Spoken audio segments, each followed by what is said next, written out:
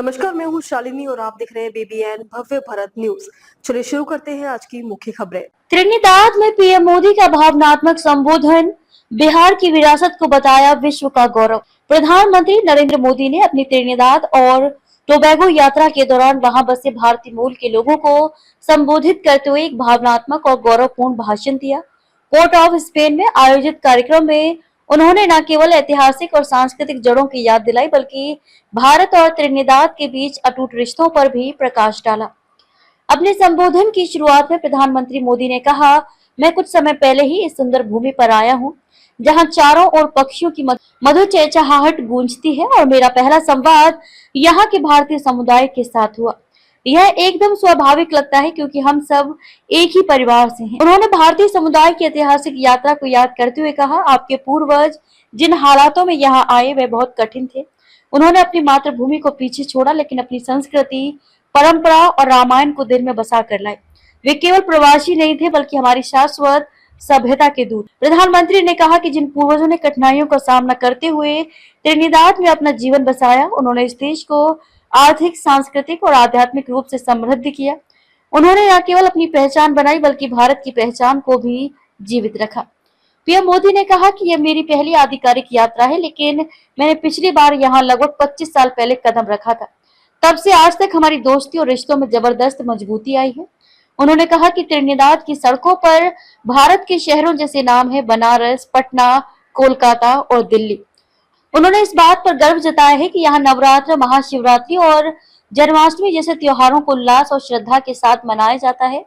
उन्होंने चौताल, भिटकगण और यहाँ की सांस्कृतिक विविधता का भी जिक्र किया, जो भारत की सांस्कृतिक विरासत की झलक है। अपने संबोधन के विशेष हिस्से में प्रधानमंत्री मोदी ने अयोध्या स्थित राम मंदिर की प्रतिकृति और सरयू नदी में महाकुंभ संगम का पवित्र जल लाने की बात की।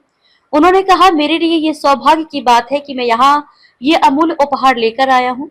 सरयू जी और संगम का जल आस्था का अमृत है, जो हमारे संस्कारों और मूल्यों को हमेशा जीवंत रखता है।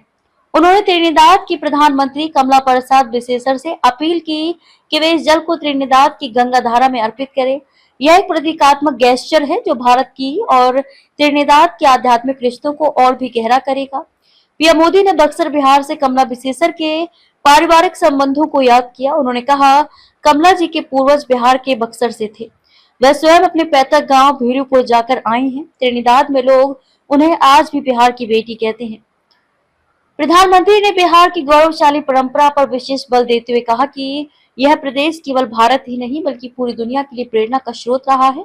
उन्होंने कहा, चाहे लोकतंत्र हो या कूटनीति, शिक्षा हो या राजनीति, बिहार ने सदियों पहले ही पूरी दुनिया को नई दिशा दी थी। मुझे पूर्ण विश्वास है कि 21वीं सदी की दुनिया को भी बिहार से नई प्रेरणाएं मिलेंगी। उन्होंने भारतीय समुदाय की नई पीढ़ी की जिज्ञासा, जोश और ऊर्जा की भी सराहना की। उन्होंने कहा, मैं युवा आंखों में उज्जवल भविष्य की चमक देख सकता हूँ। वे अपने अतीत को जानना चाहते हैं और भविष्य में मिलकर आगे बढ़ना चाहते हैं। अपने भाषण के समापन पर प्रधानमंत्री मोदी ने त्रिनिदाद और भारत के रिश्तों को खून के रिश्ते जैसा बताया। उन्होंने कहा कि ये रिश्ता ना भूगोल से बंधा है, ना ही पीढ़ियों से। ये रिश्तों की वह नदी है जो हजारों किलोमीटर पार कर दिलों को जोड़ती है। तो अभी तक के लिए इतना ही। मैं शालिनी आपसे विदा लेती हूँ। अगली खबर में फिर मुलाकात होगी एक और खास खबर के साथ। तब तक के लिए बने रहिए बीबीएन भव्य भारत न्यूज के साथ। नमस्कार।